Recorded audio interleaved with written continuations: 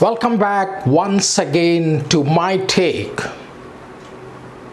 Much has been said about Agnipath since it was launched a week back.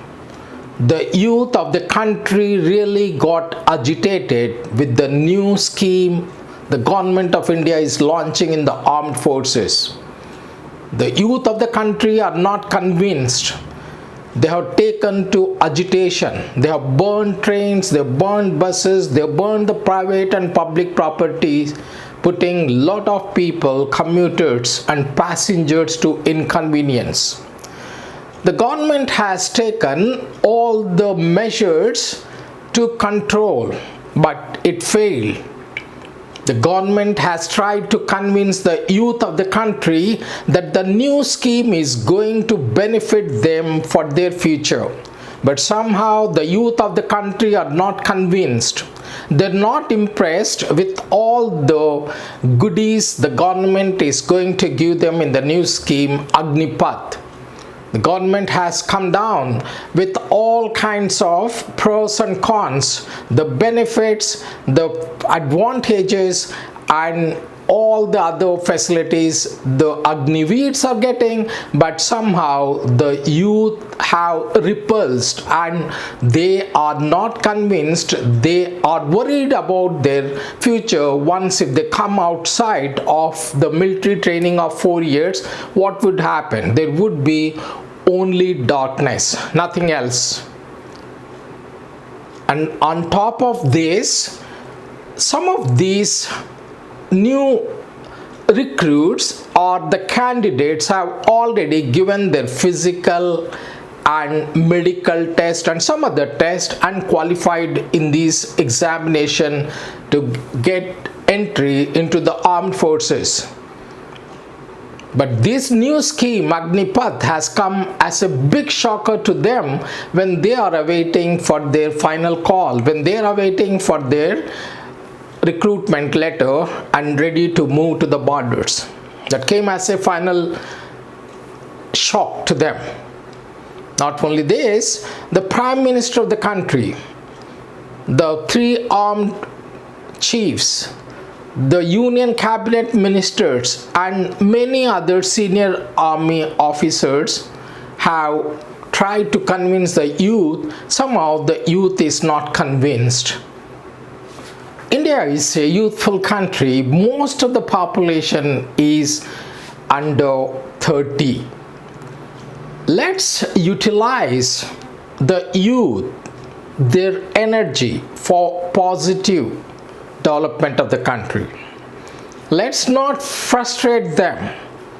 Let's not divert their attention towards distraction.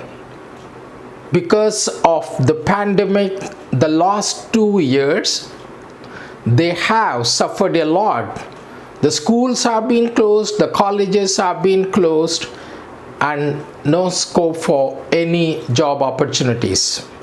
These youth are ready to go to the Indian Army. They're looking to the armed forces, not with a selfish motive. They're looking to the armed forces to prove their worth, to prove their energy. They wanted to serve the nation. They wanted to sacrifice their life serving the nation. When they are ready to sacrifice their life, it becomes our responsibility and duty to take up their call, to give them opportunity to serve the nation. The country cannot afford another kind of farmers' unrest or protest with Bharat Bandh causing lot of inconvenience to passengers, to commuters, and closure of schools, colleges, and violence. These agitating youth do not come from rich family backgrounds like ministers or MPs or MLAs. There are no political affiliations because they are so poor. Neither they come from rich business families or bureaucrats. They're not the children of Adanis or Ambanis. They come from very humble poor family background to look after their parents and big families. The rich people can send their children abroad for higher studies, but these people have only one hope: to join the army. So let's not snatch the only hope they have when they are ready to fight for the country, ready to sacrifice their life for the country. Let's give them a chance. Finally, my take. The first thing what the government should do, or it's a moral responsibility of the entire society or the government, is to control the youth's anger, to pacify them, to console them, to sit with them and make a good reasoning. As far as possible, we should provide them employment, because they're not demanding plush corporate jobs or huge pay packages with all kinds of perks. They're demanding only a permanent job in the army for their sacrifice. They're not demanding big pay packages like the way the multinational companies give. Let's appoint all the youth who are sincere, who are energetic, and who really want to serve the country in the armed forces. Let's not disappoint any of these youngsters or young aspirants who want to serve the nation. Let's make the Indian Army the largest in the world and the strongest, so that our friendly neighbors dare not to peep into the country. Now the big question is how to finance the defense budget, how to maintain such a big army. When the government is trying to reduce the expenditure on these soldiers and spend money on new technology, buying new kind of weapons for the army. No, still there is a possibility. Number one, the government should stop all kinds of conspicuous expenditure, such as spending huge money on the pomp and show of Republic Day period, and spending huge on the Independence Day. Number two, spending lot of expenditure on the maintenance of bungalows they provide to the ministers, MPs, MLAs and all, including the pensions given to these rich MPs, MLAs. If an MLA becomes an MP, he will be getting 2 pensions. And also avoid expenditure wherever, government expenditure wherever it is not required. Government also should reduce its expenditure on construction of the new Parliament House, Central Vista.